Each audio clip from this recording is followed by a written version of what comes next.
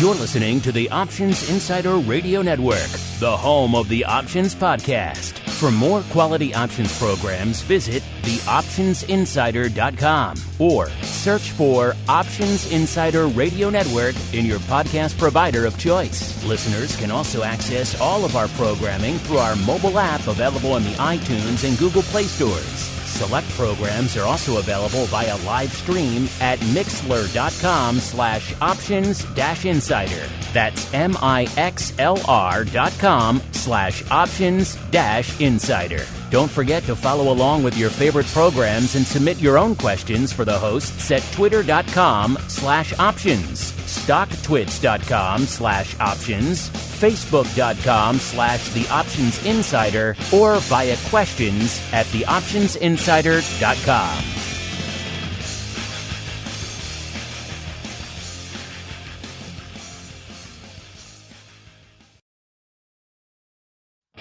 This episode is sponsored by Demand Derivatives, a startup futures exchange and clearinghouse trading the world's major assets in a creative new way. You already trade on an exchange. Here is your chance to own one. Before they approach large strategic partners for funding, the pioneering team at Demand Derivatives launched a crowdfunding portal so that regular traders have the chance to buy shares. Learn more and become a part of this revolutionary fintech project now at demandderivatives.com/crowdfunding.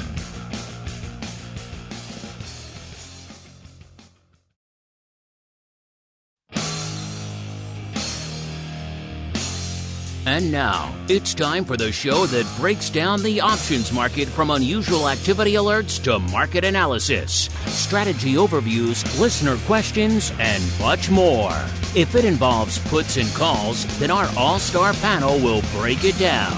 It's time to hit the Option Block with your host, Mark Longo from the Options Insider Media Group, and co-hosts, Uncle Mike TOSAW from St. Charles Wealth Management, along with Mark the Greasy Meatball Sebastian and Andrew the Rock Lobster GIOVINAZZI from OptionPit.com.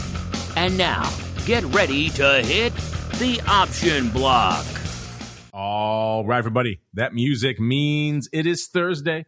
It is time for episode dose here of everyone's favorite bi-weekly options show. Yep, it's time for the Option Block. My name is Mark Longo from the OptionsInsider.com, as well as, of course, from the ever insightful, at least we hope so, Options Insider Radio Network, reminding you wherever you're coming at us, whether it's on the Apple Podcast, the Google Podcast, the Spotify's, the Amazon Music's out there, the live stream, wherever you get our stuff, the app, our website. Keep rating and reviewing. It really does help. In case of the app, you go into the App Store, and a lot of you are doing that. And, of course, just keep rating and reviewing. It does help new folks continue to discover the content in these crazy times. Keep those questions and comments coming, too. We do love to hear from you, particularly on days like Thursday, because it's Mail Block Thursday. So we're going to feature a bunch of you. So get on in there if you haven't already. And let's see who we're hearing from on the old program today. Let's start. Let's go out to the quiet, nay the tranquil, nay the sleepy hamlet known as St. Charles, where we are joined once again by the uncleest of Mikes, a.k.a. the guy who's blowing up Twitter, Mr. Uncle Mike TOSAW from St. Charles Wealth Management. Uncle Mike, welcome back to the program, and give us an update on the Twitter watch, sir. Well, for sure. Thank you for having me. Thank you for the nice welcome. In terms of Twitter, I actually did a historic Twitter thing probably about 10 minutes ago. I wanted to time it up just for our Option Block listeners on this show. My blog is up and running, and I actually I shared my first blog post on strike price selection, and there's going to be plenty more to come every week. But I wanted to get a little nostalgic with the first one, because this is actually a rewrite of the first published article I ever had in the business roughly 15 years ago. But it's timeless, and I updated a couple things on it, of course, but strike price selection, still an important topic to this day. There you go. Well done. I see you're up to a whopping 86 followers. Getting up there, sir. Someday soon you will eclipse the personal account that I have that I hardly ever use. Well done, nonetheless, out there, sir. All my efforts obviously go towards the main flagship beast that is at Options. Who's got time for ancillary Twitter accounts in this day and age. Speaking of ancillary, he's not ancillary. We kind of like him nonetheless. He is the Rock Lobster, a.k.a. Mr. Andrew GIOVINAZZI, beaming at us from the terrifying and intimidating GIOVINAZZI Fortress there, poised menacingly on the shores of Maine, watching the thunder and lightning crash down from the heavens as the waves roll against the cliffs. And watch out for those villagers with the pitchforks, Mr. Rock. Sounds kind of dangerous over there on the shores of Maine. It does. You know what it reminds me of is, I don't know, that Hitchcock movie a long time ago. I think it had Orson Welles. I think it was Rebecca. Rebecca, like the castle on the cliff, It was an early Hitchcock, real scary and all that kind of stuff. Maybe you need like a theme song, like TOSAW will be like the happy guy theme song, everything's lovely in St. Charles. And then you like have the brooding darkness of the Maine coast. It's not enough you guys get customized intros. Now you want individual theme music for every host here on the network. There we go. That won't be laborious and time consuming and expensive at all. Tell you what, we'll put that up to the producers here and see what they say as we keep on rolling right on into the trading block. It's time to break down the latest topics, trades, and trends in the world of options. It's time for the trading block. Oh, bad news, Mr. Rock Lobster. The producers say no, so I'm sorry. Your request has been denied. Very politely, but the powers that be. I'm just a pretty voice behind the microphone. There's other decision makers here. It's out of my hands, sir. I'm sorry. I can't help you. What I can do, though, listeners, is instead tell you what's going on out here in the trading block, of course, a portion of the show. We break down what the heck is trading out there, what's lighting up our screens. And coming into today's show, a bit of a trifurcated market out there yet again. What used to be the old school sleepy Dow, in its modern incarnation with things like Apple in it, a little bit of a different beast. It's up a little bit today, up about a third of a point out there or so, or should a third of a percentage point, obviously. The S&P off about half, almost closing in on 2/3 of a percent. And the NASDAQ just saying, yeah, see you later, guys. Off about 1 3/4% to the dark side. So again, it kind of depends where you hang your hat, what kind of day and what kind of market you're having out there today. Let's look at the overall vol landscape coming into showtime. VIX cash was kind of vacillating at or a little bit south of that 20 handle for quite a while right before showtime. Puts it down about 3/4 of a point from where it was this time last show. Obviously, we broke through the 20 handle, so that's interesting in and of itself. That's kind of a much-watched level. I know the Rock Lobster has been lamenting the fact that it continued to bounce off the 21 handle, indeed the 20 handle, from sometime this week. Not so much. We'll see what it does coming into showtime tomorrow for our vol views predictions, listeners. Of course, VVIX moving a bit up to about 113, puts it up about 4 points from our last show. VXX, a product you folks love to fade, is down about a point from our last show. It's down to about 1275. This thing got annihilated in between shows. It broke, obviously it's broke the 13 handles down to 1275, and it got even lower earlier. So this thing has just melted, I think is the technical term, since our last show. Look out below there in VXX land. Seems to have stabilized for now around this level, but who knows? That could just be the pause before the next plunge to the dark side. And Vol Q up a little bit, not much. It was off. And then as the sell-off exacerbated in NASDAQ land, that has continued to elevate a bit. Now it's up a little bit north of 27, coming into showtime about 27.25. Puts it up about 1/4 of a point from our last show. So NASDAQ vol feeling a little bit of love. We'll see if this sell-off increases. That story might change out here. Let's go back around the horn. Let's start, since we had to so rudely deny his request for personalized theme music. Let's instead start in the land of the lobster. Mr. Rock Lobster, you finally got it. You finally got your dip below the 20 handle. Were there parties and celebrations in the land of Maine, sir? I have to say there was. It was a pleasant couple of weeks. At least all the Twitter followers that follow Volman, they might have. There was a slight. Volman didn't really celebrate because you really can't celebrate your wins. But it was good. I'm going to say it was good. We are at a COVID low, and at this point, a lot of this, I think, is directly. I'm just going to say that the correlation to how many people get vaccinated is pretty high. So many other things are going on in the behind. It's almost like the COVID show was the biggest show for a year, right? It was taking over everything. This is the first week that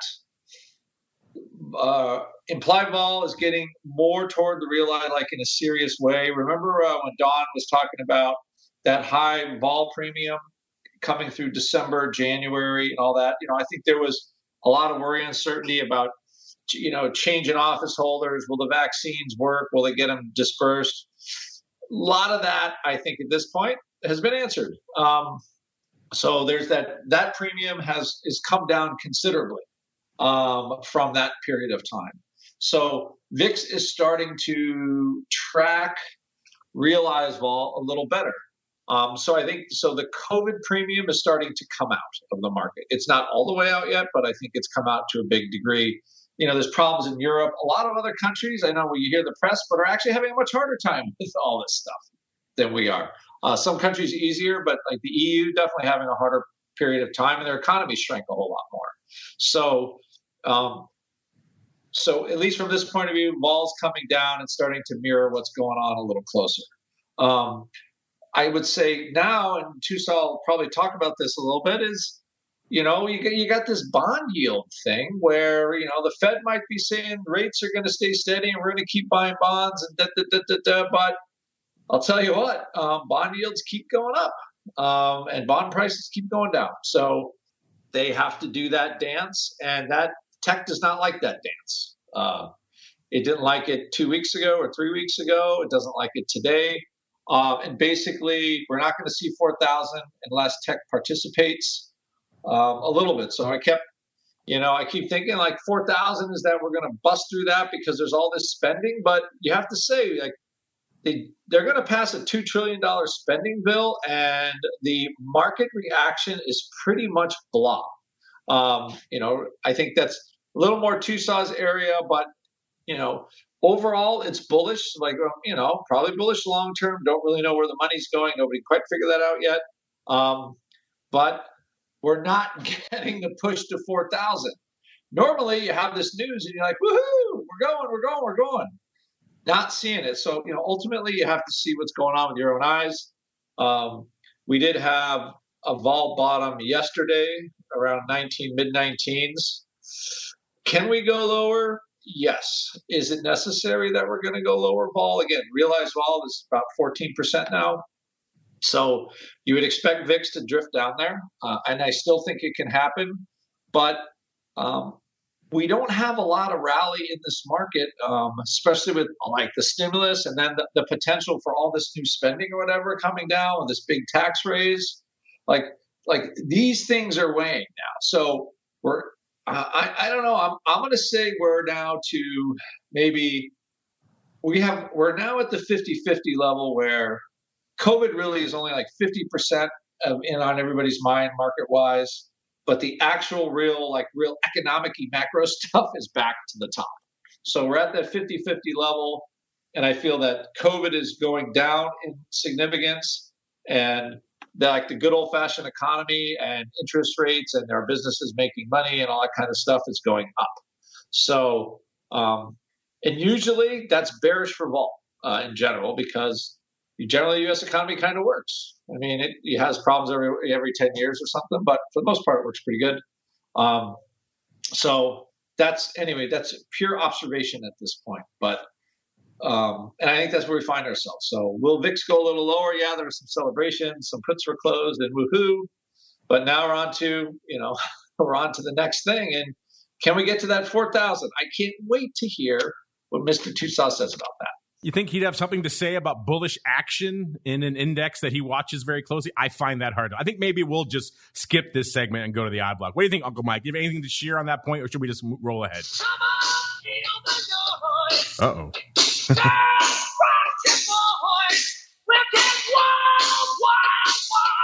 All right, so that's my theme music. Quiet Riot, come on, feel the noise. There's my theme music. TOSAW was looking to get us kicked off YouTube with licensed music. But we'll once is allowed. How about that? All right, very good, very good. Yeah, it really wasn't Quiet Riot. It was loud calmness. So anyway, so yeah, I think with markets as they're going today, just to add to what Andrew had said a little bit, yes, the U.S. economy does generally work, and no. I've said it before on the show a million times. We've been through 2 world wars, Great Depressions. We've been through a lot in our society, and America keeps working. And so I'm very confident that we are going to continue to succeed as a country, and that is my patriotic plug for the day. Now, with that being said, what's happening in this market right now? We have higher interest rates, and the financials really like that. XLF, the ETF that tracks the financials, is up 1.8% on the day, and that's primarily what is driving the Dow higher on the day. Of course, other things aren't quite as excited about the higher interest rates, but when banks and brokerage firms and things like that can have better spreads, when they can pay out smaller interest rates on savings accounts and charge higher rates on loans, spreads work out a little bit better, and higher interest rates tend to give that result, and so that can be beneficial to brokerages and banks and financial firms. So that's one thing that that is the main thing that I'm seeing today. Yesterday, with the Fed talking about how they see no interest rate raises for a long time, the market right now is pretty much saying, well, we do, and we're going to free market is going to raise interest rates right now, and that's what it's doing today. 10-year note is down on the day. The value of it, of course, the yield is higher. But once again, I mean, I felt that IEF is what I track, and I feel that around the 115 level is a pretty fair price for IEF anyway. That's the ETF that tracks the U.S. government 7 to 10-year treasuries, and it's around the 113 level right now. So we're really not that far off from where I think we should be, quite honestly. So I think that right now there is a tendency to jump on the short the bond bandwagon. But remember, if you look at a chart of this, roughly a year ago was when we actually went to zero interest rates, when the Fed just basically said, okay, oh, shoot, we have this COVID thing. We need to basically eliminate interest rates. And so if you look at a chart of roughly a year ago, we're a little bit below that. Sorry, my chart's not loading because I have all this heavy metal music on my screen, and need some help with that. So, but if you look at from roughly a year ago in March of 2020, where IEF was, when the Fed raised interest rates, we were slightly above where we are right now. And then, when the Fed eliminated interest rates, then we had a big shot up in bonds, just out of fear of COVID coming on. We're a little bit below that right now. But if we do have lowering interest rates, we have higher bond prices.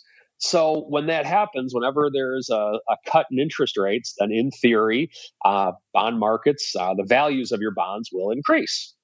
Now, and that's what happened when the Fed eliminated interest rates roughly a year ago. But now we're back around the 112 level approximately, and we haven't touched that level since early February of last year.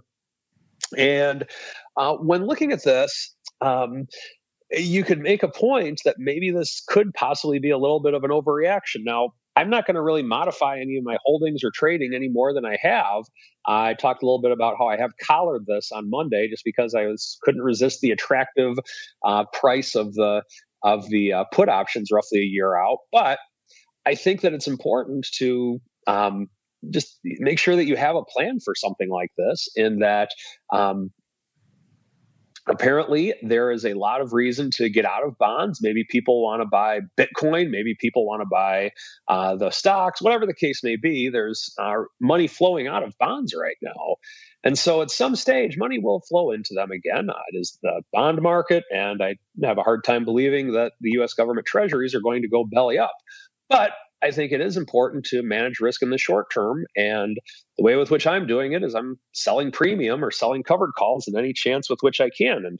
And I've said before on the show as well that a covered call is like a Band-Aid, meaning that a Band-Aid is a wonderful thing for a paper cut. And if a stock goes down maybe 3, 4, 5%, that's a paper cut, and a Band-Aid can do a great thing for it. And that's what I'm using right now. I don't think we have a severed jugular to where the stock's going to go down, or in this case, IEF is going to go down to the 50 or 60 level. But I do have a put in place in case it does, because of the fact that I've been wrong before. And put options kind of help me when I'm wrong, and I like that. And that's what I'm seeing in this market right now. All right, let's see what we're seeing from an overall volume perspective, what you folks are lighting it up with out there on the old major indices and indeed the single names. We'll start in the big dogs, the big indices. VIX right now looking at about 225,000 contracts, so fairly light, given that its ADV is about 632 out there. We'll see if VIX picks up maybe as a little bit more vol starts moving and shaking later on in the session. Perhaps SPY at about 2.25 million contracts, the ADV about 4.6 million out there. The S at exactly 500,000 contracts as of a couple of minutes ago, 500,000 exactly. It's interesting. ADV about 1.25 million. So the S's volume has ticked up pretty strongly. The Q's 912,000. The ADV a little over 1.5 million. And IWM kind of quiet today. Only 205,000 contracts on the tape. The ADV about 660 out there. Let's move on out to the single names. See what you folks are slinging out there. Cost you 240,000 contracts to break into the top 10 today. That's not bad. It's a pretty active day, all things considered. That 240 gets you to NEO. NEO actually at the bottom of our top 10 today. That's kind of interesting. Actually trumped by Ford. Who thought we'd say that a few weeks or a few months ago? But now Ford at number 9 with 256,000. Oh, how the mighty have fallen and how the previously non-mighty perhaps have resurged. Let's see what NEO's up to today. It's about 43.5 or so, off about 1.25, nearly 3% on the day. So not a huge move from a NEO parlance, but maybe enough to only generate 240,000 contracts. Meanwhile, Ford is feeling the oats again, even though feeling a little bit less now. It's shy of the 13 handle again, but 1283 or so. Of course, Ford's had a good run of late out there. Number 8, Palantir. So again, some of our mightier names we've been talking about a lot lately fallen a little bit on the old top 10 today. Palantir only good for 262,000 contracts. Usually Palantir is good for number 3 or number 4. Easy. Number 7, GM. GM back in the top 10. Been a while since we've seen them out there. GM number 7, good for 273,000 contracts. They're up about 1.5% to almost $61 out there today. So interesting stuff. GM, I didn't expect to see them on the radar today. Let's go on up to number 6, Facebook. Now we're getting back to a little bit some of the more normal names we see in the top 10, usually outside of the recent couple of months where it's been kind of all memey all the time. Facebook back in there for 285,000 contracts out there. Let's see what good old Facebook is up to today. Facebook, not much, 283, almost 284, off about a dime. So not a huge underlying day for Facebook, but good for 285,000 contracts. Number 5, once again, our friends across the street putting up some paper, 325,000 contracts for Boeing. Number 4, AMC. Again, the memes. The memes continue to drive some paper. AMC good today for 426,000 contracts, a little bit north of 14, about, to use the old parlance, 14 and an eighth.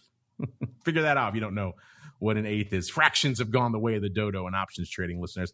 Up about 55 cents or so on the day, a little over 4%. And again, good for 426,000 contracts. Number 3, going back out to Bank of America. Haven't seen the symbol twins in the top 10 together in a while. Usually they're next to each other. Usually it's good old BAC and BA, right? Usually neck and neck. These days, haven't seen good old BAC in there for a while, but they're in there today to the tune of 487,000 contracts out there. That's interesting. Let's see what's up with Bank of America. They're up about $1.50 or 4%, trading about $39.50 or so. And again, lighting up the tape from a volume perspective, because Bank of America is only behind number 2 and number 1. Number 2 being good old Tesla. So the normal order is restored back at the top there. Tesla number 2, 644,000 contracts. And the big dog yet again, always wearing the crown. It's Apple, 883,000 contracts. Yet again, another day where Apple, at about this point of the show, has not crossed the 1 million contract mark. That's kind of interesting. Maybe something interesting. Of course, there's so much oxygen being sucked up by all these meme names out there, then maybe it's taking away some of the luster of Apple. Still good for number one every day, so it's not hurting it too much. But still, interesting to note, usually Apple's a little bit north of 1 million, maybe 1.2 million at this point of the day. But not so much today. Let's see what's going on from an earnings season perspective out here. This week, we still had some names popping off. We had Leonard on Tuesday, got Five Below on Wednesday for the premium dollar store client. Then if you want to go back to the traditional dollar store, aka Uncle Mike, then you go into Dollar General. That's today, actually. That was today, as well as FedEx and Nike. And we do have some earnings move results reports hot off the presses before the show from our friends over there at Orat's Lands. You folks can sink your teeth into them for yourselves. You know where to go, theoptionsinsider.com. Let's go to Dollar General first. They were this morning before the bell, 187.5, so fairly rich for a dollar store. They were pricing in 4.3%, and they delivered a whopping 5.1% out there in Dollar General land. Let's see where Dollar General's hanging out right now. Dollar General holding court 175. Oh, they're off more. One spot 176. So they're off $11.50 today. So over 6%, about 6.2%. So Dollar General definitely outpacing their straddle to the dark side. They're interesting. So maybe one of the names that's going to buck the trend so far in earnings season. Let's see if Five Below can keep that trend going. They popped off after the bell yesterday. They were at 196, pretty much even. So both of these dollar store names at pretty lofty valuations, just net price wise. For the dollar store, they were pricing in nearly 7%, 6.7%. They were pricing in some juice. And they delivered, as of this report, a whopping 2.5%. So looks like the old trend is holding suit here yet again. Let's check how they're performing right now. Five is at about 192 and a third, off about 3 2/3 of a point. And that's off about nearly 2%, but still not even that's north of where they were at the time of this report. So yeah, they've sold off even less from their announcement. So yeah, wow, no vol to be found out here, at least net in good old Five Below. So some vol in Dollar General, but not so much in the premium dollar store category, aka Five Below. Looking at the season, again, it's kind of blood red. It's so far averaging out at 77%, with this week being the worst week so far, only 52%. So if you bought premium on average this week, listeners, you only got 52 cents back on every dollar that you bought. So there you go. Kind of once again, playing that same tune we've heard for almost the entirety of the COVID era. Everyone, including myself, thought going into our first earnings season in the COVID era last year, okay, this is all bets are off. Guidance is off the table. This is going to be Volpalooza. And what we saw was exactly the opposite. So strange things afoot out here in Vol. Let's look ahead really quickly, see what's popping off. After the bell, we've got FedEx. They were $265.84 as of this report. They were pricing in $15.13. In the past, they've moved $17.60. So interesting, a little bit light there. And then Nike, they're at $144, almost $145 as of this report. They're pricing in $6.79. In the past, they've moved $7.57. So traders out there have got the memo, at least, that less vol is better in this environment. Let's do one more just for the fun of it, because Meatball's not here, but I know he loves this name. This is Darden Restaurants. They're popping off next week on the 25th. They're at $141.25. They were pricing in $8.73. In the past, they moved $10.35. So light juice in Darden Restaurants. Again, listeners, you can find all that information for yourselves completely for free. TheOptionsInsider.com. Now it's time for us to keep on rolling. It is time for the Odd Block.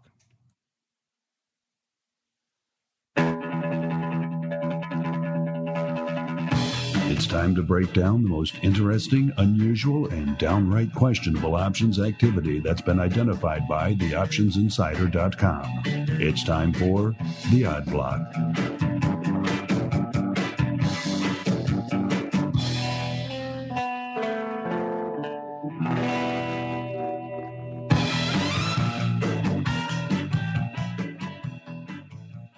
All right, everybody, welcome to the Odd Block. Time to get weird, time to get wild. Before we put on our Wayback Machine pants, which I know the Rock Lobster loves to put on because that's kind of the only pants he has, let's first look at today's activity.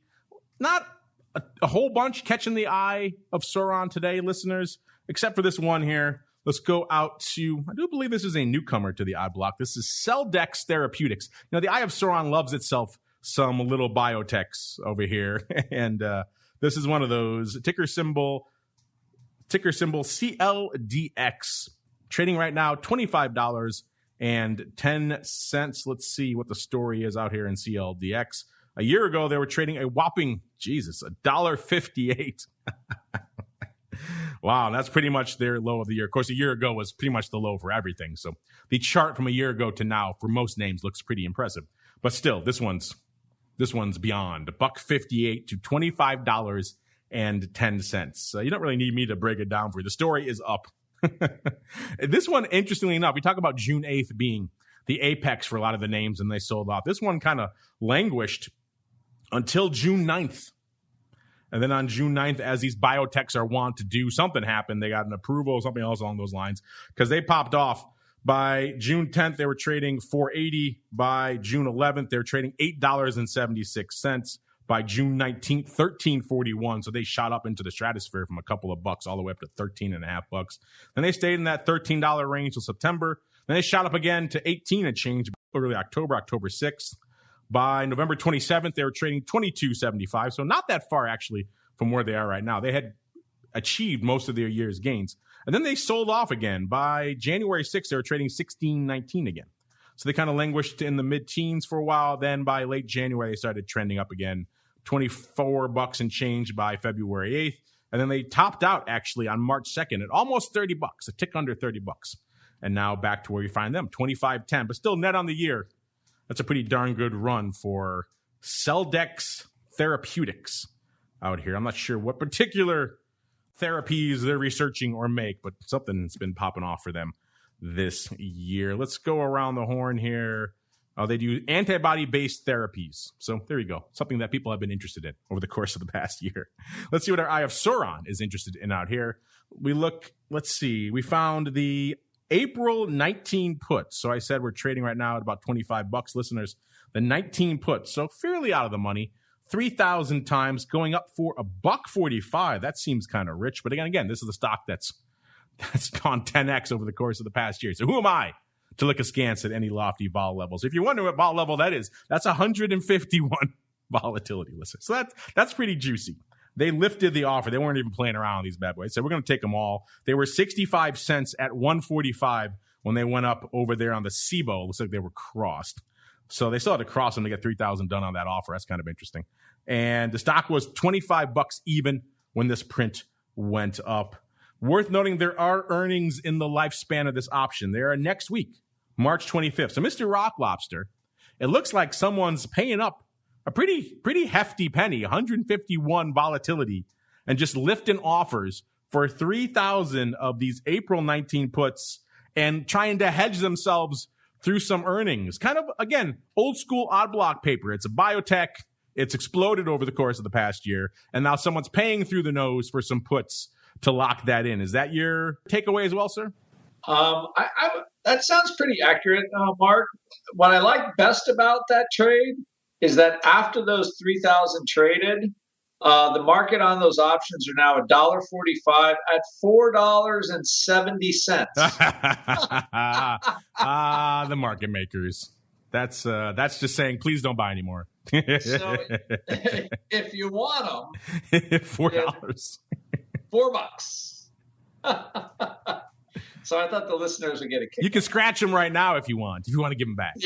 Yeah. So, and like with probably a lot of people after seeing a lot of the viewers or listeners have seen this, what's volatility anymore? Because just pick your price, man. Like all this stuff can go so insane. So they're not wasting a lot of time jumping from 150 vol to 200 vol. And the next print will probably be 400 vol. So actually, and this is a stock that the Pit Crazies have actually talked about, and I'm not quite sure what the therapy is. Is it I guess it's not an Alzheimer one. Now, okay, I got the wrong stock, but anyway, yeah, somebody's either hedging, doing something. I mean, the stock was $16 in January, so I think, as funny as that sounds, like, is earnings matter for this? I think the most impressive thing for most of the listeners is the vol was 80 about 2 weeks ago, and now it is 200. And the stock in that period of time has gone absolutely nowhere. It was 25 2 weeks ago, and it's 25 now. So for all listeners that are looking, something is certainly afoot when the stock doesn't move and the vol goes up 2x, 2 to 2.5x where it was just 2 weeks ago. So clearly there is a lack of liquidity in that one, except for the person who wants to buy every contract in sight. Yeah, if you're willing to pay $4 for these puts now, you can get all the liquidity you want. these bad boys. You want to sell them only $1.45. That you can't get $4 to sell them unless you're a market maker. Then you could sell them. But yeah, that's that's interesting on that level. Let's move on out now, Mr. Rocklops. Let's do a little bit of reviewing. This is a fun one to review. I think our technical term when we profiled this back on the show on February 11th was damn. This one, I mean, I've been doing this for a while. You've been doing it with me on and off for quite a while, Mr. Rock Lobster. I had not seen anything like this one come across our radar for some time. This was the trade we profiled back on February 11th, listeners, in everyone's favorite name, Denison Mines. That was the first time it was on our odd block radar. First time our Eye of Sauron had really fixed its gaze on this name. And it was kind of hard for it to miss it, because it was pretty much doing all the oxygen in the room that day. There was a block of, first off, we noticed a block of 14,000 of the March 2.5 calls going up for 25 cents. That already in and of itself is going to raise some red flags, because the stock was right around $1, listeners. So you're talking 2.5 calls going out in the span of about a month and change, trading 25 cents. That was a whopping 366 volatility. So that alone is going to get the attention of our Eye of Sauron listeners. And as the day went on, a lot more of those calls went up. 7,000 lots, 1,500 lots. Somebody just had an axe to grind for these March 25s and started just gobbling these things up. So by the time we profiled it on the show, listeners, a total of 213,000 of these March 2.5 calls had gone up. I mean, it was just an astronomical trade by any measure, just size of the options, the outlay. It was over $5 million that they spent. Again, the stock was around $1 when most of these went up. So you're talking the stock has to more than double by March expiration, which at the time was about 5 weeks away, for this thing to even make any remote sense. And even still, it has to go beyond that to really break even. Of course, if it explodes up there, you're going to get your money back pretty quickly, but still, just insanity. And we talked about what they could have done. The stock was $1. So with that $5 million you spent roughly on the options that are, well, we won't spoil what happened to them. We'll get to that in a second. But with that same $5 million, this is why some people take a dim view of buying options, really, on cheap stocks. You could have bought about 5 million shares worth of DNN out there right now. And you probably would be up to unched a little bit, because the stock bounced around with all these contracts. They traded from about 97 cents up to about $1.14 or so, which is ironically where it is right now, right around $1.14. So you would have been up or unched on your stock right now. And instead, unfortunately, you chose to bid up the call wing on these calls to astronomical levels, listeners. This one was just insane. It's not often that I look at a lot of these names and I'll see what's interesting, and maybe if it's fun, I'll trade it every now and then. This one was kind of almost irresistible, even for me, because I went in after the show just to see if that bid was still there. And it was there, and it was there for size, and there was more behind it. Things were getting bid up for size. They were trading beyond 25 cents. So at the time, you could buy the stock for around $1 and dump as many of those calls as you wanted for north of 20. I think I got more beyond 25 cents. It was absurd. So you could sell almost a 400 vol on these things all day long. You could do verticals. You could do whatever you wanted. And it seems like the market woke up to that fact pretty quickly, because that 25 cent bid and just the juice in that call wing. Usually there's a lot of juice there. It's going to stay there for a while. Everyone's bidding them up. The market decided, this is just too rich, because everyone came in and pretty much crushed these calls. And so when I did them, I was able to get out of them less than a week later, a few days later, and take all that 25 cents pretty much off the table, and then roll it down to another strike and sell them again for more than 25 cents. The vol was still bid up in these things. You could have rolled and sold these calls, which are going out tomorrow, multiple times, and gotten most of the value of your stocks. You can look at it a couple of ways. Got pretty close to free stock swing, or you just, take it all off the table and you made a decent chunk of change. So this is one of the ones that did attract me, listeners. People always ask, which one of these do you trade? This one was just a no-brainer. It was too ridiculous on every stretch of the imagination. So go figure, listeners. These calls coming into today's show, there's still quite a few of them open, to the tune of 273,000 on this tape. So maybe some more came in afterwards and were opening sales because people just couldn't resist hitting that bid. So it looks like on the initial print, paper lost, about $3.5 million. And like I said, total of around $5 million if you add it all up. Mr. Rock Lobster, just about any way you parse this is a learning experience. Unfortunately for the person who put this up, it's a negative learning experience. But it's just, how can you even encapsulate this trade, sir? It's almost beyond most rational analysis. Well, of course, Alex, I can hear Alex right now.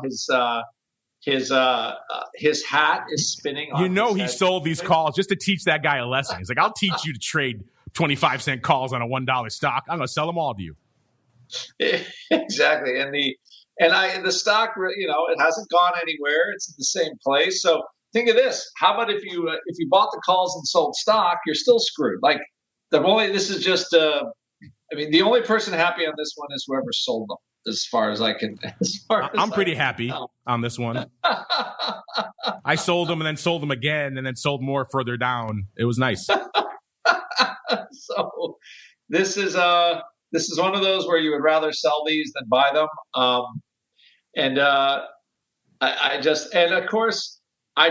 This is once again, listeners, another stock with a catchy symbol that Mr. Longo likes to say over and over again. I can't believe somebody bought these damn calls. It was almost like out of central casting. Once again, I believe my point has been proved.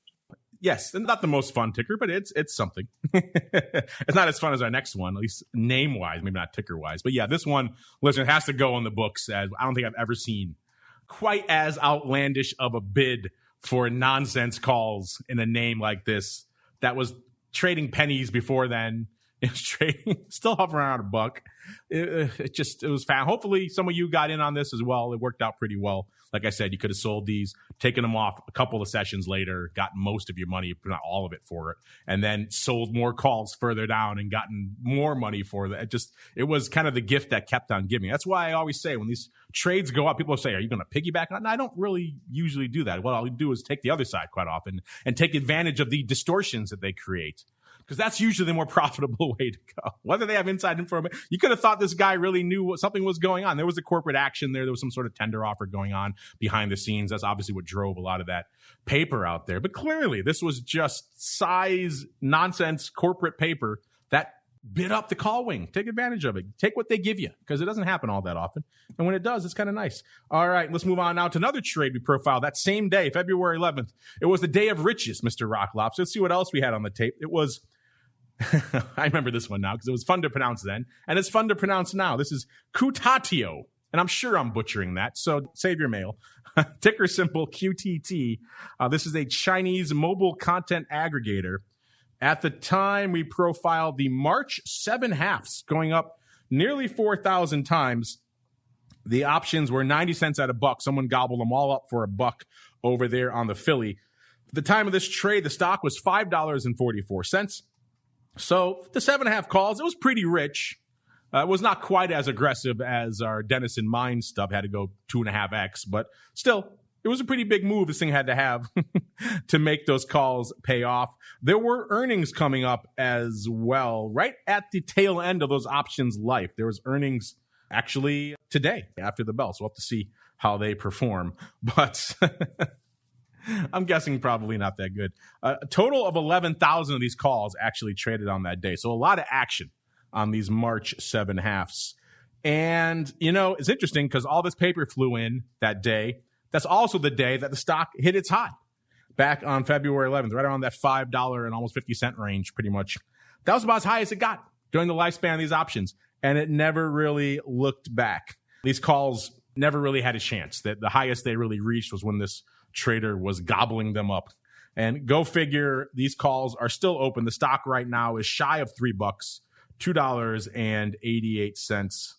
And yeah, not looking good here for this. Let's just look up really quickly how everything is looking out here. But no surprise, these calls are still open and open for size. Quite a few open on this strike.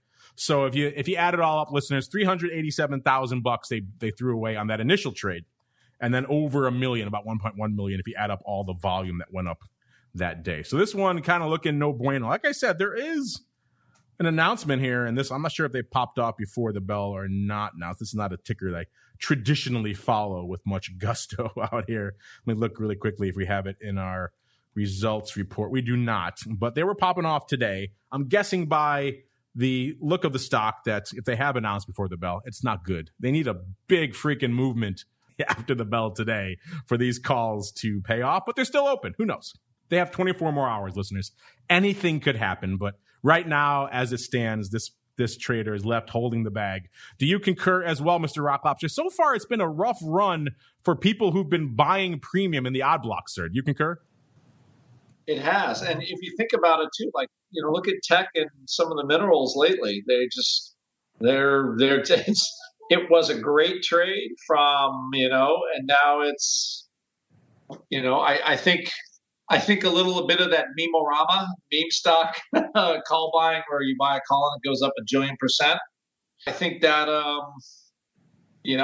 I think that stuck in people's brains and it's not quite working. So, and again, another sign of maybe we'll see some of the froth come out of this because, you did have an unprecedented rally over the last 10 months or so. It was a great rally. It was huge, and you buy stuff and it just went up.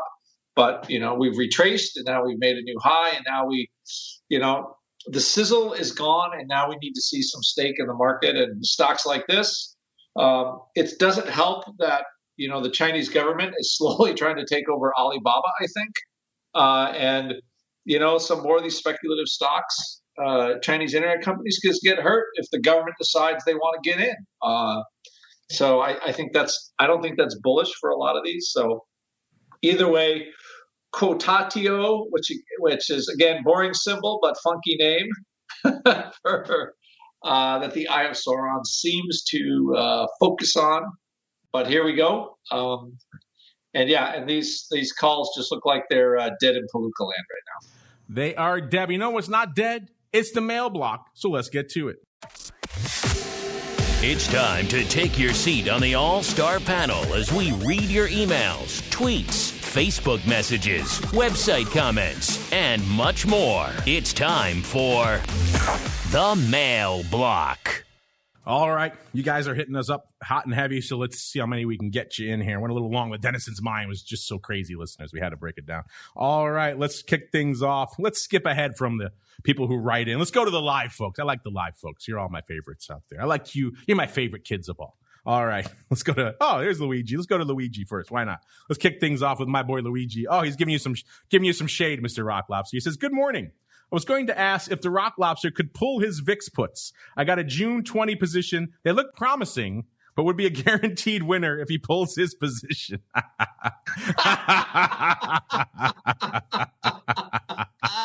I like it. He's been listening to the show, obviously. Yes, you're right, Mr. Luigi. That's usually a good sign. When he capitulates, when he throws in the towel, that's when you want. You remember me a couple of weeks ago on the show, I think I had VIX 21 puts. And when Rock Lobster took his off, I said nay. I kept mine on, and they ended up being like a 3-banger. So, yeah, it was that's usually a good trade. So we'll have the Rock Lobster indicator. Mr. Rock Lobster, have you closed out yet? Well, my March I closed out, which is pretty good, but I added a ton of April. So you just killed. That's why ball bounced. Now I see what's happening out there. Oh, he bought more, Mr. Luigi. Yeah, and they're not going to shake me out. It might be too late once he buys more. You had to get out before then. I'm sorry. So yeah, hopefully he hasn't killed it for the rest of us. We shall find out. Let's go on out to another regular chatter here. Mr. Unlimited. Oh, more VIX and related stuff. What's it going to take to get the UVXY to reverse split?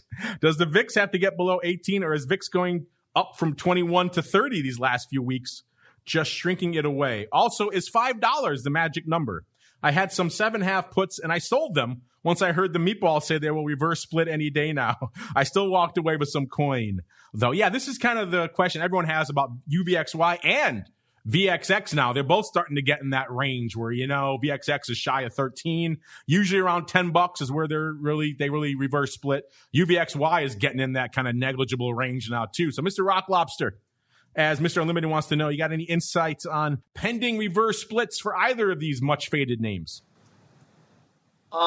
Usually like UVXY single digit.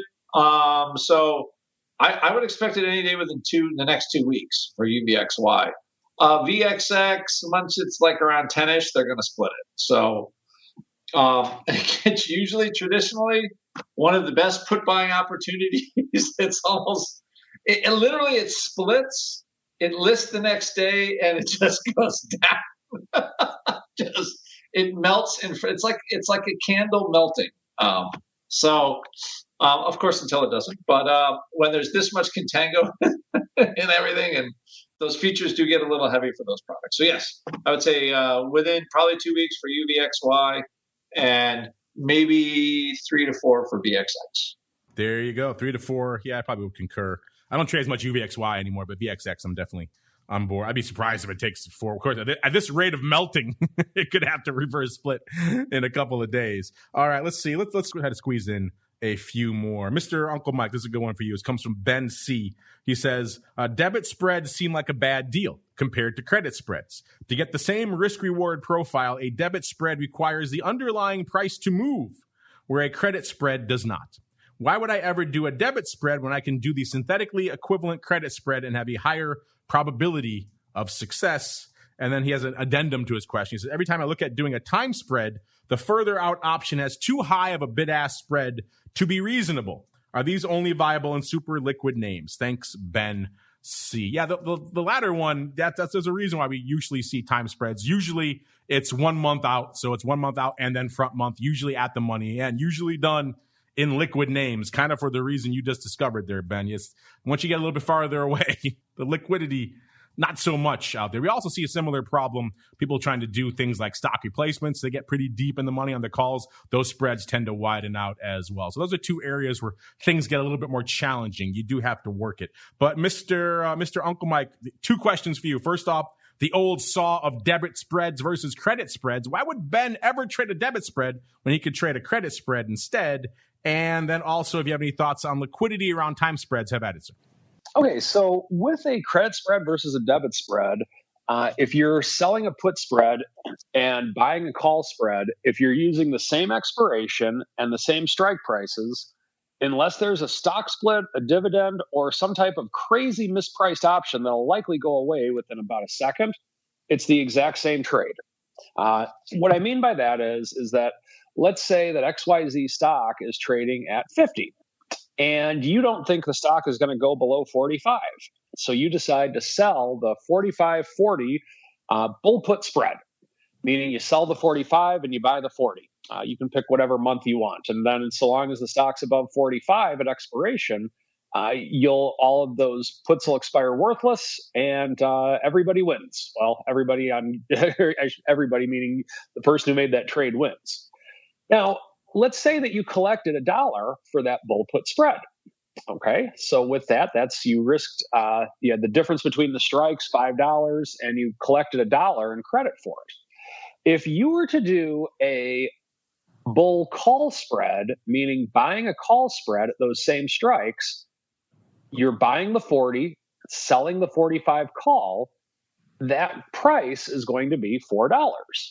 And let's say that the stock expires above 45, the options cancel themselves out, and then your spread is worth $5. You profited $1 from that. Now, let's go the opposite way. Let's say the stock goes below 40. Well, if that's the case, what your risk is on the credit spread is always the difference between strikes minus the credit you got. So the difference between strikes is $5. You got $1 in credit, so your risk is $4. So if the stock were to go below and expire below $40, let's say it's at $32, then you're going to lose $4 because that 45 put is going to get assigned, and then that 40 put is going to be automatically exercised. You lost the $5 there, but you did get a credit of $1 for it. So that's where I'm getting the $4 loss from. Now, let's say that you did the same thing with the bull call debit spread. You paid $4 for that spread. If the stock goes below 40, same scenario, it goes to 32, 38, or anywhere below 40 at expiration, and then you hold it till expiration, then all those options will expire worthless, but because you paid money for them, you're out $4. So with it being said, I like both credit spreads and debit spreads, and the way I decide which one I want to use is either which one I feel is going to have more liquidity when I get into the spread, as well as when I get out of the spread. So hopefully that helps. If you have any other questions on synthetics or want to talk about that a little bit further, feel free to reach out to me at some time. All right, everybody. That music means we've gassed on too long here on the show. So we're going to do a combo around the block as well as what we have to offer that may interest you segment. Let's start with the rockingest of lobsters, Mr. Rock Lobster, sir. If folks are intrigued, they want to check out the Robinhood or the option pit stuff or anything else like that, where should they go? What should they do? And also, what are you keeping an eye on for the rest of this week into the weekend? Well, now that I have a friend Luigi to look at where VIX goes, of course, where does vol go? Can we see that 18 handle? Can we get a tickle? I'm looking at that. How long this bank rally can continue? Oh my gosh, we're trading at some 52-week highs here in all the banks, in case anybody hasn't noticed. And last but not least, come on over to Option Pit, look at our membership pages, and if you want to learn how to trade options and use vol to help you learn how to trade options, you don't have to get rid of your charts or your fundamental analysis or anything. Just learn how vol helps you make better vol trades, better positioning. Come to optionpit.com, check out our Trading Legion. It's our most popular educational product, and get your learning on. Get your learning on, indeed. And Mr. Uncle Mike, what are you watching for the rest of this week until we can gather here together on Monday? And if folks want to reach out to you and get some learning on, where should they go? What should they do? Well, what I'm watching, just continuing to watch the 10-year note, the yields, watching financials to see how far they can go, and watching the SPX on its trek for 4,000. In terms of where they can go, what they can do, follow me on Twitter at Mike TOSAW. Feel free to reach out to me in any way, shape, or form. I'm a financial advisor who is not afraid of the option product. Feel free to check out my website as well, stcharleswealth.com. And give the man a follow at Mike TOSAW. Get him up over the 100 level. And on behalf of Uncle Mike and the Rock Lobster, our friends over there in Demand Derivatives as well, check them out. Crowdfunding. Everyone's looking for interesting alternative investments right now. Seeing a lot of hot fintech deals on startup sites like Seed Invest and others. Well, throw Demand Derivatives. Throw them into that mix as well with their upcoming volatility exchange. They've raised a decent amount of money already. You guys can get in there. The minimums are low, $105, I believe, maybe $1.50, somewhere right around $100, listeners. So small potatoes. You can do a one lot, or you can buy one share of the Demand Derivatives offering. Demand Derivatives, 2 Ds next to each other.com is the place to go. Click on the crowdfunding portal and you can begin your adventure. How cool is that? You can invest in a startup out there. And on behalf of the Demand Derivatives folks and the Uncleist of Mikes and the Rockingest of Lobsters, and indeed myself, thank all of you out there for downloading, streaming, subscribing, for listening live. We'll be back in about 28 minutes, listeners, with all fun things going on in the world of futures options. We already got requests coming in for crude and everything else. We'll make sure we squeeze those onto the show. Probably some small caps. They've been lighting it up and everything else as well. You got to see what's going to be on the show. You got to tune in to TWIFO. If you're listening live, you may have to do some rejiggering here in the studio. So probably going to turn off the live stream. We'll be back in exactly half an hour or so, though. So go get a beverage and be back. If you're listening after the fact, just hit next. And then we'll see you back here later today for TWIFO. See you back here tomorrow, noon Central, 1 p.m. Eastern, for Volatility Views. Then it all kicks off again on Monday with another episode of The Option Block. This episode is sponsored by Demand Derivatives, a startup futures exchange and clearinghouse trading the world's major assets in a creative new way. You already trade on an exchange. Here is your chance to own one. Before they approach large strategic partners for funding, the pioneering team at Demand Derivatives launched a crowdfunding portal so that regular traders have the chance to buy shares. Learn more and become a part of this revolutionary fintech project now at demandderivatives.com/crowdfunding.